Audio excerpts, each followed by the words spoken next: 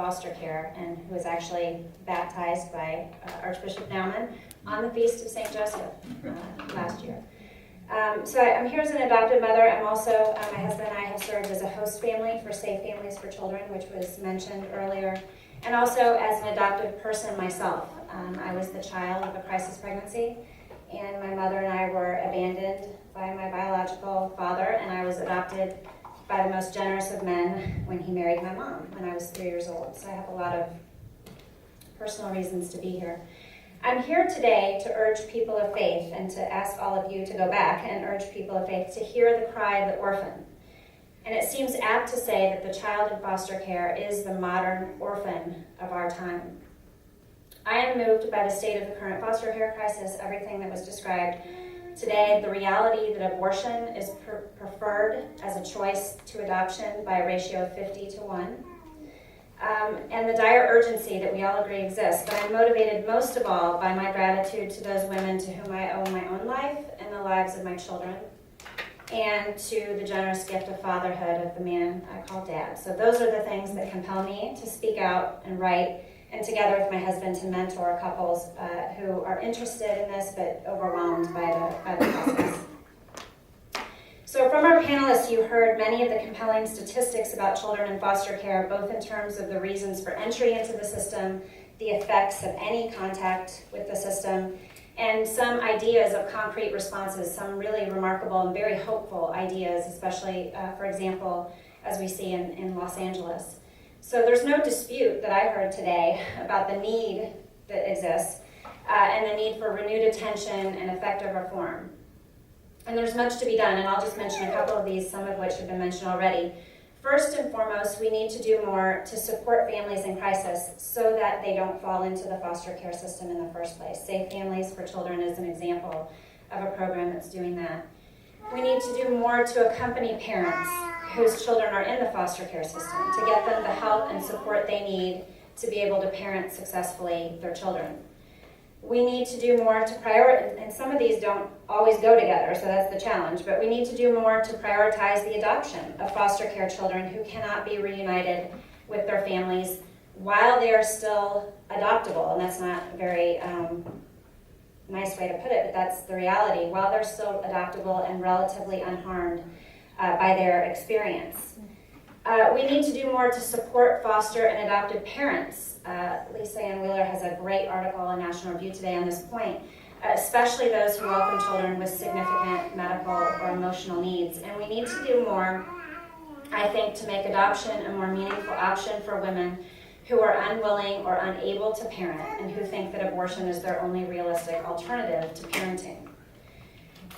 We need to encourage more families to consider foster care as something that is not just some unfortunate thing that happens to other people, but is the present day cry of the orphan that they are responsible to hear and to answer. And we need to recognize that adopting a child is not a transaction. It's not the happy end to a child's story, but it's the beginning of a lifelong relationship, forged in love, but out of brokenness. And so we need to walk with those adopted families even after the adoption, and devote meaningful resources to post-adoption support. I think also, this is something we didn't talk about much today, but this is an area in which personnel is policy, so we need child welfare outcomes can be improved, not just through changing laws or programs or whatever, but through a greater priority on excellence in service and management in the existing organizations. But what does the church have to add to this conversation? And do her teachings, and here I'm using again the big C, although I'm a Catholic, but I'm using a sort of big C church. What do her teachings do to help us fashion a response? The cry of the orphan resounds throughout Scripture. And motivated by biblical principles, the church has been at the forefront of care for the widow and the orphan since its first days. Her teachings on natural law, in particular the church's teachings on social justice, solidarity with the poor, the notion of the common good, all of these have helped the church as an organization to fashion a concrete response to the plight of vulnerable children, especially through the church's historic institutional efforts to establish orphanages. For example, in my current home state of Kansas, the first orphanage was St. Vincent's Home, operated by the Sisters of Charity of Leavenworth in 1866, only 5 years after Kansas became a state. In recent years, unfortunately, religious liberty concerns have, by necessity, consumed the energy of many faith-based organizations. They have had to wage contentious legislative battles in order to preserve their very right to exist and to contribute to the child welfare crisis without sacrificing their religious beliefs. Moreover, they're under legal attack, as we've seen in recent litigation in Michigan and Texas, and through administrative action in the city of Philadelphia. And of course, I think as people of faith, we have to push back at this and insist that the presence of faith-based organizations is not discriminatory, and that protecting them ensures that we have a diverse group of of organizations, of providers that will help all women and children. But we also have to recognize that in some ways these are rearguard defensive actions, right? We're protecting our own right to exist. But even when we're successful, as we were this year, for example, in Kansas and Oklahoma, in passing laws that would protect faith-based organizations, that our work doesn't stop there.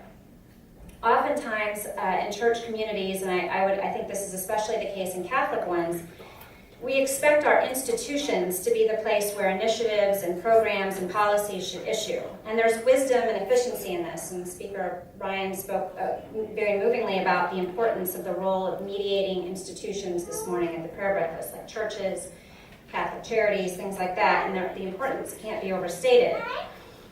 But even if the reforms we've talked about in these organizations or the laws that protect these organizations, even if those things get lost amidst other legislative priorities or budget cuts or whatever, even if we lose the battle for religious freedom, for the right of these institutions to operate, there is still work to be done by people of faith in the child welfare system. Indeed, as we've heard this morning, there's much work to be done. So rather than focus on what ought to be the institutional role of the church, which I think is important, I just want to briefly touch on two lines of theological thought that might help us understand and articulate what should be the personal, individual response of people of faith to the cry of the orphan, the cry of the vulnerable child. The first is the idea of radical hospitality and its related concept of the law of the gift. In Scripture, hospitality is the sacred obligation to welcome the stranger into the community. Charmaine Yost again noted the importance of the role of community. It's the obligation to welcome the stranger into the community and to provide him with food, protection, or comfort. And it was the obligation in Scripture of the Jewish people to practice this hospitality because God had first welcomed them, right? He had rescued them. He had provided for their safety, for they were once strangers in Egypt. In the Christian tradition, too, hospitality was an integral part of the practice of faith. St. Paul encouraged the Hebrews, "Do not neglect to show hospitality to strangers, for thereby some have entertained angels unaware." Throughout the Old Testament, the injunction to give hospitality to the sojourner was always wrapped up with the duty to render justice to the widow and the orphan. Likewise, in the New Testament, James summed up what it meant to be a doer of the word by saying, "Religion that is pure and undefiled before God and the Father is this, to visit orphans and widows in their affliction." So how do these ancient biblical principles help us? What I mean is that, in present-day terms, is that by describing our duty to the widow and the orphan, to the stranger and the sojourner, that is what it means to care for vulnerable children in our day. The act of adopting or fostering a child is a way to live the biblical mandate of hospitality because it is a radical welcoming of the stranger, the orphan, not only making space for that person as a guest, but making space for that person as a child, as a son or a daughter, making a home for that child. And this concept is not just sort of a do-gooder social justice. I mean, it is that, but it's not just that sort of imperative. The notion of hospitality tells us something about who we are as people, about the nature and dignity of the human person and how we best flourish. Man was fashioned, right, in the image and likeness of God. And what does God look like? Well, I can't answer that question, but but what we believe in faith is that God is a Trinity, right, a communion of three persons engaged in eternal love and self-gift. And so in God's image, then, man is most fully himself when he makes a sincere gift of himself to and for another person. Our God is the God who rescues his people from bondage, who makes them his own sons and daughters through adoption.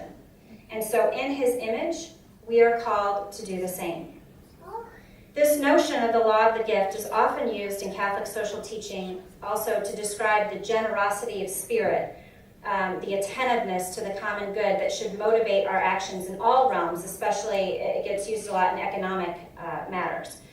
So how much more should we be willing to sacrifice our own needs and desires when the good of children, not just financial, monetary matters, is at stake?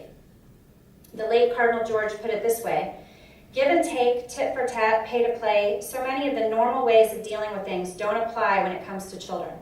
No one deserves to be born, and no parent deserves a child. Life is pure gift. It speaks to us of God, who is pure generosity, pure self-giving.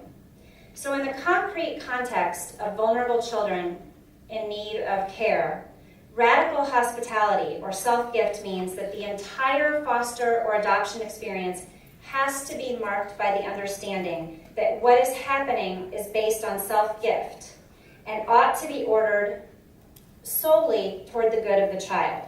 That has to be the focus of all child welfare laws, programs, initiatives. And sadly, even though in the law we use the phrase best interest of the child, and nominally that seems to be the case, it's if you think about it, not always the case. For example, many view adoption as primarily a way for infertile people to have children. Advocates of same-sex adoption, for example, make arguments that they too have a right to foster or adopt children. But lest we cast stones, they're not the only ones with this view. All prospective parents, especially those who desperately desire a child, and I put myself in that category, are at risk of idolizing or instrumentalizing children for their own needs and wants. And viewed in this way, fostering or adopting is seen as primarily ordered toward the good of adults. And that view must absolutely be rejected in law and policy, but in the hearts of everyone who seeks to serve children. So that's the first line of thought, is this notion of hospitality and self-gift. The second line of thought is the importance of the link between marriage and children. And again, I mean, there's much to be said from the social science data and all that, but here I'm just focusing on some theological reflections. So the church insists on the integral link between marriage and children, despite all contemporary efforts to the contrary. Interestingly, when the church talks about the origins of the child that ought to protect and safeguard the child's dignity, the church doesn't focus on biological connections exclusively, but on the atmosphere created by the conjugal union of the mother and father. So in other words, marriage, not biology alone, is an important key. The procreative meaning of marriage tells us that within the union of the marriage, within the union of the spouses, there is by nature a space for others, that marriage itself creates this atmosphere of hospitality. And it's particularly ordered towards welcoming children. So marriage, we've heard, forms the foundation of society. And it's not just because it's the best place for a child to be born, or the best place for a child to establish identity and belonging, although those are all important. But it's because it's the best place for a child to grow up, to be formed, and to be educated. So far from being a strict sort of materialist concept, marital fruitfulness is expansive. So we can say that when a married couple welcomes a child into their home through fostering or through adoption, that child is in some very real and important sense the fruit of his adoptive or foster parents' conjugal love. Pope Francis stated in Amoris Laetitia that the choice of adoption and foster care expresses a particular kind of fruitfulness in the marriage experience. And so therefore, the proper way to view adoption or fostering by a married husband and wife is that it helps to provide this atmosphere for a vulnerable child who lacks it. So from these two lines of thinking, I offer this appeal to people of faith. You have a duty to practice radical hospitality, to welcome the stranger, to protect the fatherless. To every married couple, I remind them, your marriage is called to be abundantly fruitful. And these exhortations find their expression in foster care and in adoption. Moreover, because this call is not properly adult-centered, but rather child-centered, this is not a vocation that applies merely to infertile couples. Pope Francis urged even those with biological children to find other expressions of fruitfulness that in some way prolong the love that sustains them. Christian marriages, he says, are fruitful by their witness of fraternity, their social concern, their outspokenness on behalf of the underprivileged, their luminous faith, and their active hope. So under these expansive notions of hospitality and fruitfulness in marriage, we might ask then how the statistics that we heard earlier can be, right? How can there be when we have people of faith called to welcome the stranger, married couples called to be fruitful? How can there be almost 120,000 children in foster care right now waiting to be adopted? Eligible, waiting to be adopted. How can that be? How can there be, as Archbishop Naumann mentioned, how can there be one child sleeping on the couch of a social worker in his office? How can that be rather than in the warm bed of a loving family, in the home of a loving family? How can almost 1 million children each year die by abortion and less than 20,000 infants are placed for adoption? How can those things be? In the light of faith, we must proclaim that we,